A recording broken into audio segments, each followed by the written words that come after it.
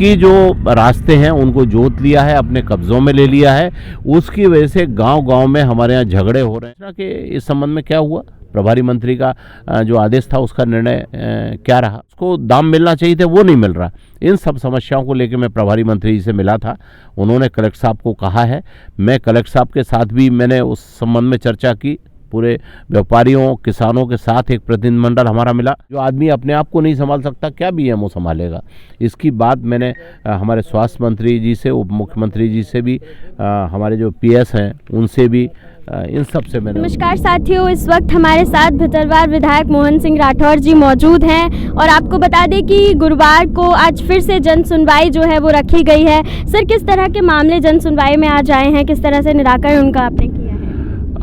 हमारे पूरे ग्रामीण क्षेत्र में पहले जो रोडों पे खेतों के जो रास्ते थे, वो बहुत सारे ऐसे रास्ते हैं जो राजस्व रिकॉर्ड में दर्ज नहीं हैं और पूर्व में सभी लोगों का सामंजस्य अच्छा रहता था तो लोग अपने रास्तों से चले जाते थे। अब बहुत सारे ऐसे लोग जो हैं जो सरकारी ज़मीनों पे कब्जा करना चाहते हैं, उन्होंने शासकीय जो रास्ते हैं उनको जोत लिया है, अपने कब्ज़ों में ले लिया है। उसकी वजह से गांव-गांव में हमारे यहाँ झगड़े हो रहे हैं, लड़ाइयाँ हो रही हैं। मैंने अभी हमारे कलेक्टर साहब को भी और वरिष्ठ अधिकारियों को भी और मंत्रीगणों को भी मैं इस बातें में रास्तों पर, उन रोडों पर हम लोग अपनी विधायक निधि से रोड बनवा पाएँ, क्योंकि हम विधायक निधि वहीं लगा सकते हैं कि जो रास्ता ऑलरेडी शासकीय कागजातों में दर्ज है। तो इन सारी परेशानियों को हम दूर कर रहे हैं, उसी से संबंधित तमाम सारी परेशानियां। अभी आपने देखा होगा एक दिव्यांग महिला आई थी, उसका आवास है, सेक्रेटरी ने निरस्त कर दिया। जो भी कारण रहे हों, वो तो कह रही थी कि पैसे का कारण है, तमाम सारा कारण है, लेकिन वो निरस्त हो गया, उसको दोबारा से करना है। ऐसे बहुत सारी समस्याएं जिनके संबंध में लोग बात कर रहे हैं और मैं उन सारी समस्याओं को प्रत्येक गुरुवार को यहाँ अपने ग्रीन हाउस पे बैठ के समस्याओं का समाधान करता हूँ।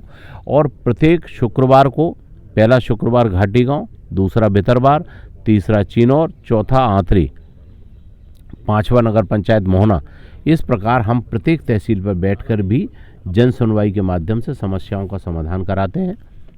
सर, अभी हाल ही में आप प्रभारी मंत्री से मिले थे और ज्ञापन सौंपा था। जो किसान हैं वो कहीं ना कहीं नो एंट्री, जो वाहन है नो एंट्री में आ रहे हैं तो वो वहाँ नहीं पहुँच पाते हैं, तो क्या उसका निराकरण निकला है और क्या अभी उसमें आगे बात? पूरे ग्रामीण क्षेत्र में हमारे यहाँ इस वक्त मटर है, हरी मिर्ची है, तुम्हारा टमाटर है, ऐसे बहुत सारे सीजनेबल सब्जियां हैं जो ग्रामीण क्षेत्र में किसान पैदा करता है और पैदा करने के बाद ग्वालियर नगर में लाता है, यहाँ बेचता है और यहाँ से पूरे संभाग के जो व्यापारी हैं वो उसको ख़रीदते हैं और ख़रीदने के बाद उसको अपने अपने जगहों पर ले जाके बेचते हैं।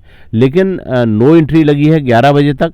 11 बजे से नो एंट्री जो है वो खुलते खुलते 12-1 बज जाता है और जब तक व्यापारी उसको खरीद के अपने लोड करता है तब तक नो एंट्री फिर लग जाती है। सब्जी जब 24 और 48 घंटे बाद निकल पाएगी तो सब्जी बेकार हो जाती है, व्यापारी को उतना लाभ नहीं मिलता। तो ग्वालियर की मंडियों से व्यापारी लगातार टूटता चला जा रहा है, किसान भी यहाँ से जो उसको दाम मिलना चाहिए थे वो नहीं मिल रहा। इन सब समस्याओं को लेकर मैं प्रभारी मंत्री जी से मिला था।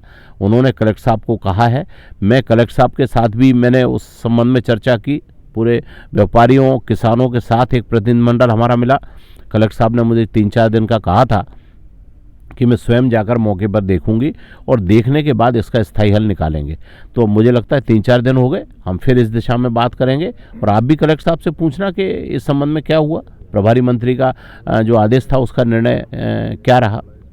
तो ऐसी तमाम सारी समस्याएं हैं जिसमें किसान, व्यापारी, मजदूर, ग्रामीण क्षेत्र के हमारे सरपंच हैं, सचिव हैं, जिसकी भी जो समस्या है, जन सुनवाई का अर्थ है कि जनता जो भी समस्या है उसको लेके आ सकती है। क्षेत्र का, जाति का मेरे यहाँ कोई किसी प्रकार का बंधन नहीं होता। सर, अभी मोहना में भी आपने बैठक की थी जिसमें स्वास्थ्य को लेकर क्या इम्प्रूवमेंट है, क्या उसमें रहा है, क्या मीटिंग की थी और किस तरीके से स्वास्थ्य व्यवस्था जो है उसको इम्प्रूव किया जा रहा है? हमारे यहाँ घाटी गांव में जो बीएमओ हैं, ब्लॉक मेडिकल ऑफिसर, वो पूरी तरह से निष्क्रिय हैं। तमाम सारी उनकी परेशानियां हैं जिनकी वजह से वो ऑफिसों में नहीं जाते, फील्ड का दौरा नहीं करते। तो बहुत सारी समस्याएं इसकी वजह से हैं। मैंने मोहना, हमारा CSC है, उसका हमने मीटिंग ली थी, उसमें CMHO साहब भी मौजूद थे। तो और मैक्सिमम जो ग्रामीण क्षेत्र के जो लोग हैं, जो ज़मीनी अमला है, वो ग्वालियर नगर में तमाम सारे हमारे जो स्वास्थ्य केंद्र हैं उन पे किसी न किसी वाहन से अटैच है। उसके अटैच होने की वजह से ग्रामीण क्षेत्र में स्वास्थ्य की सेवाएं नहीं मिल रही और उनके न मिलने की वजह से जनता परेशान है। तो हमने CMHO साहब से कहा कि जितने भी अटैचमेंट हैं वो ग्रामीण क्षेत्र के अटैचमेंट आप समाप्त करें, उनको वापस भेजें और BMO का चार्ज किसी ऐसे एक्टिव आदमी को दिलाएं जो प्रशासनिक व्यवस्था को संभाल सके। जो आदमी अपने आप को नहीं संभाल सकता, क्या BMO संभालेगा? इसकी बात मैंने हमारे स्वास्थ्य मंत्री जी से, उप मुख्यमंत्री जी से भी, हमारे जो PS हैं उनसे भी, इन सब से मैंने उनकी बात रखी है।